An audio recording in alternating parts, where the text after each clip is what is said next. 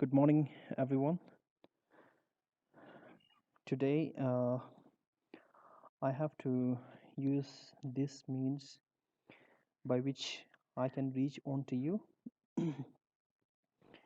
uh, actually, I'm not physically well, so which is why I will have to go for the teaching of the lesson through this method of teaching. So I hope you will listen well. We are going to start with a new chapter, that is gravitation. Uh, Previously, when we talked about the first week and second week, we did talk about two kind of chapters, that is motion and the force of laws of motion. Now this chapter, that is the gravitation, is very much related with the previous two chapter of motion and the force law of motion. So we will try to speak something about this two chapter here. So normally speaking, when we talk about gravitation, I guess every one of you are having some sort of idea, some rough idea about the gravitation, right? Okay, so here, before speaking about this gravitation or the main course chapter itself, I think it's important for every one of you to know something about the contribution of some of the great scientists. For example, Kepler.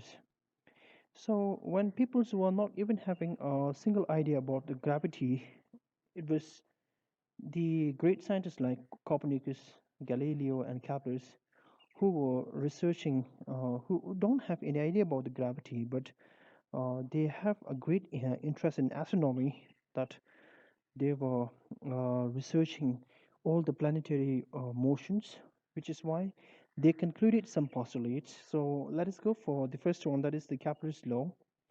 So according to Kepler, okay, he proposed three postulates, which we used to call as Kepler first, second, and third law.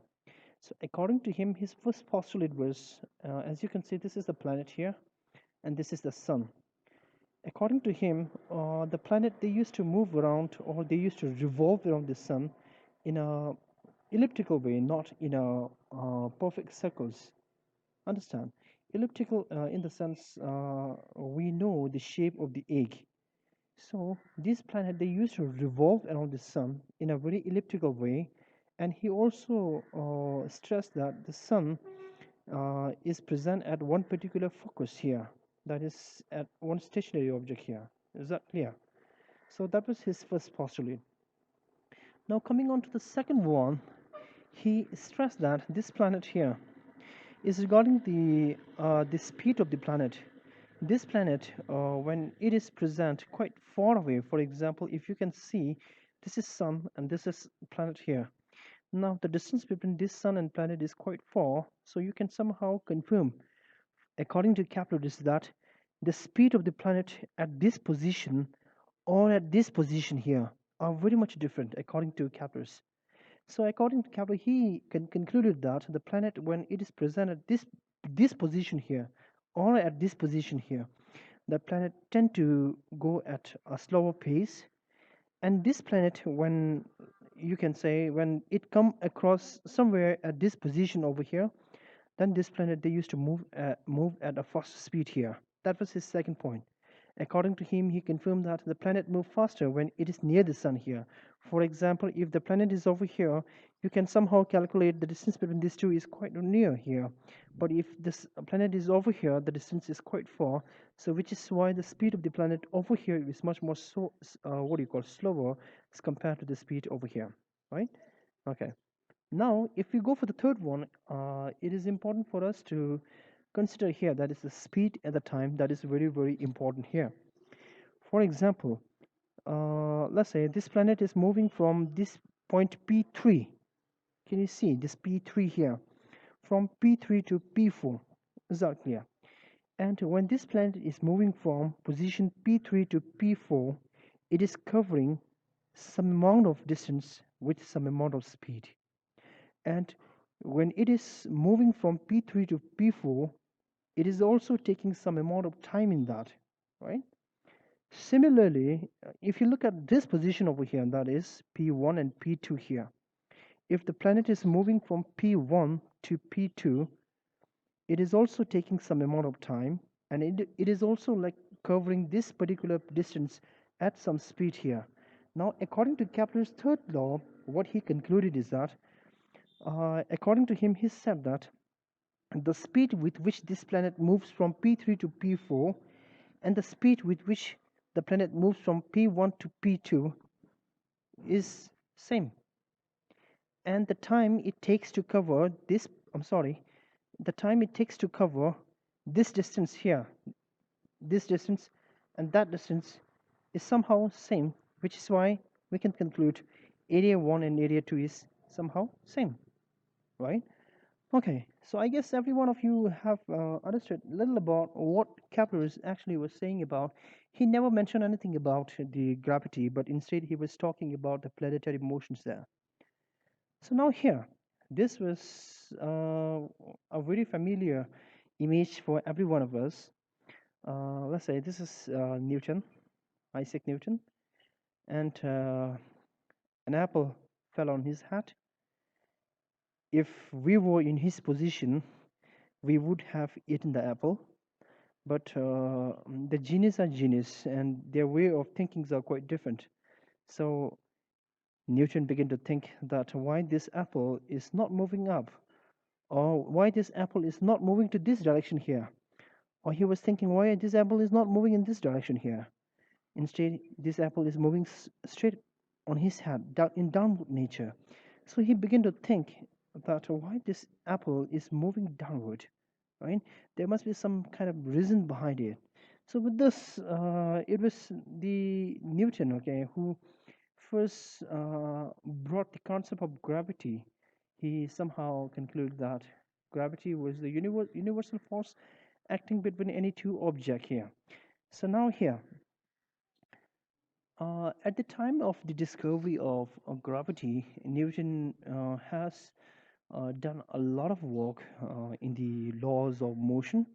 We know that force is equal to mass into acceleration. We knew that already, right? So now, if I am going to send this mass to that side here, if I'm going to send this mass to this side here, this mass will go down here below the force. So we have force upon mass is equal to acceleration here, right? So now I have an image here, that is the image of a bigger earth, and let us consider, I don't know what is this, but I will consider this as moon, okay, right? Okay, so now we have two kind of object here, that is object number one, or that is earth, object number two, that is moon here. Now at the time of the what do you call it, the Newton's concept of gravity, he began to think by bringing another concept, that is the apple falling down, right? Apple falling down. He began to think that why this particular earth is not moving up instead of this apple falling down here. So relating this particular concept with what we had learned over here, according to this particular equation, we knew that acceleration is directly proportional to f, but acceleration is inversely. That means it is divided by mass here. That means acceleration is inversely proportional to mass here. That means the next one here. That means acceleration is inversely proportional to mass, which confirms that whenever there is a huge mass, for example, this is the Earth here.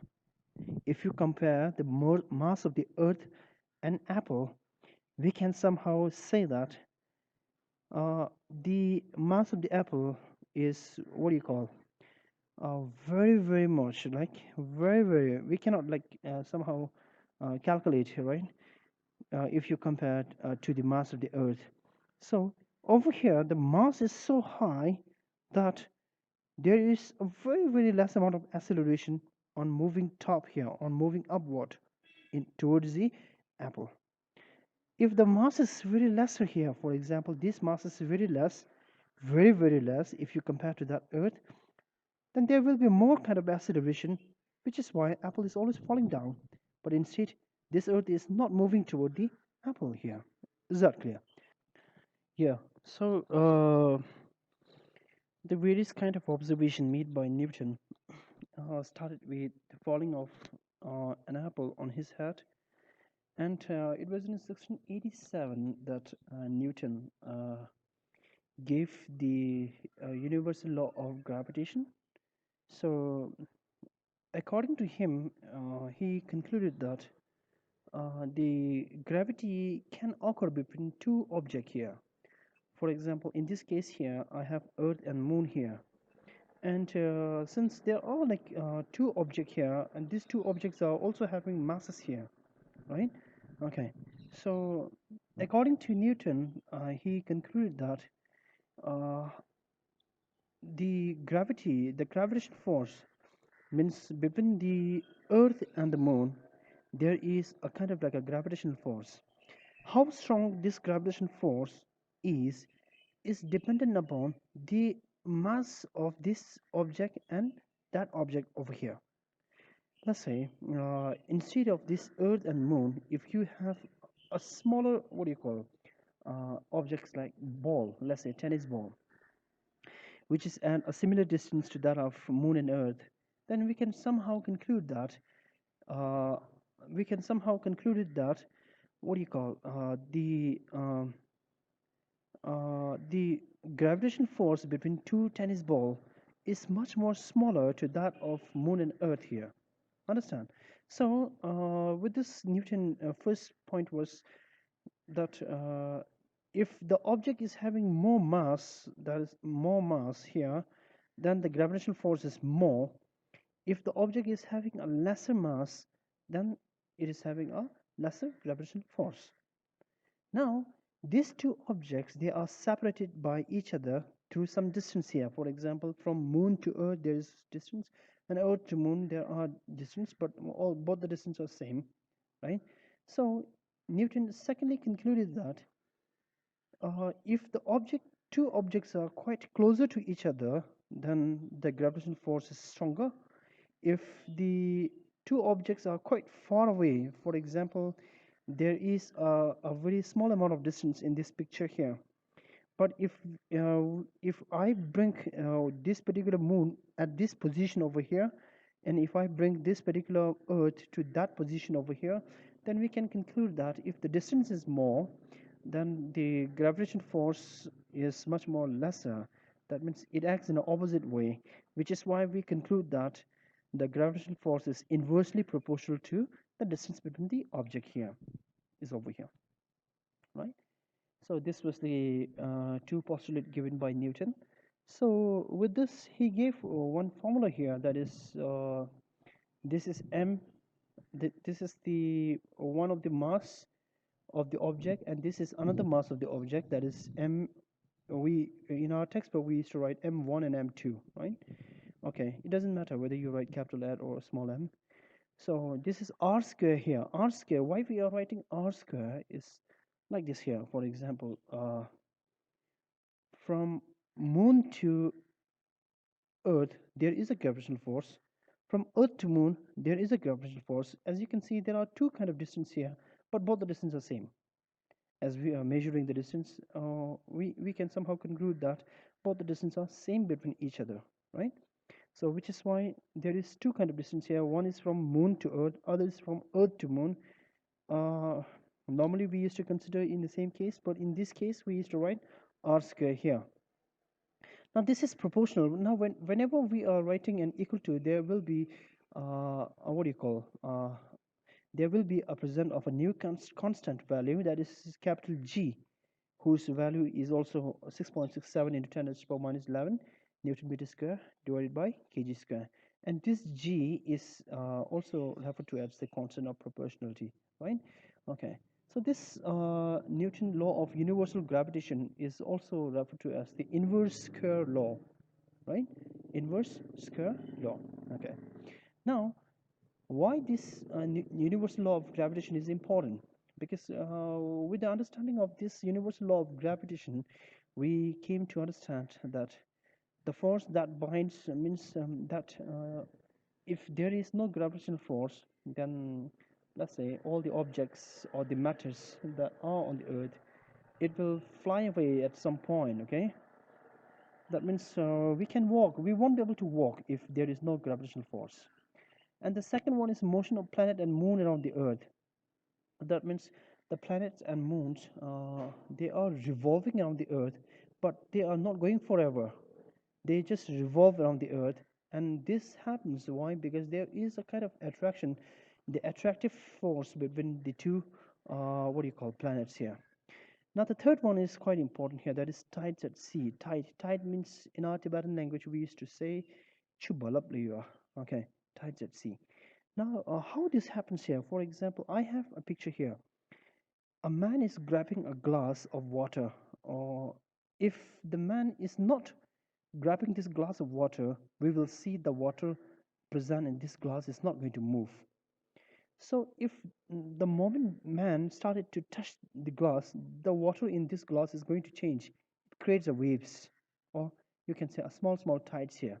In a similar way, our earth, as I had shown you before here, our earth is also experiencing some gravitational force from moon, and this earth is having 70% with water here. Whenever there is a small kind of gravitational force, the earth try to drag, okay, tries, no, I mean the moon, they tries to pull earth. When moon tries to pull the earth towards itself, there is a little amount of movement in the water, and that movement is what we used to call as tide. So whenever there is a presence of huge tide in the water, we can somehow conclude that the moon is present quite near to us. Now let us imagine, okay, there are some planets which have like 12 moons. Now my question to you is, what will happen if there are, for example, we have like one moon right now. If we have the presence of like 12 moon, what will happen? Can you think of like two positive point, two negative point regarding this? So thank you very much. I will see you in the next class, maybe in a classroom. I shall see you, every one of you. So thank you very much for your listening very well. Thank you, all of you.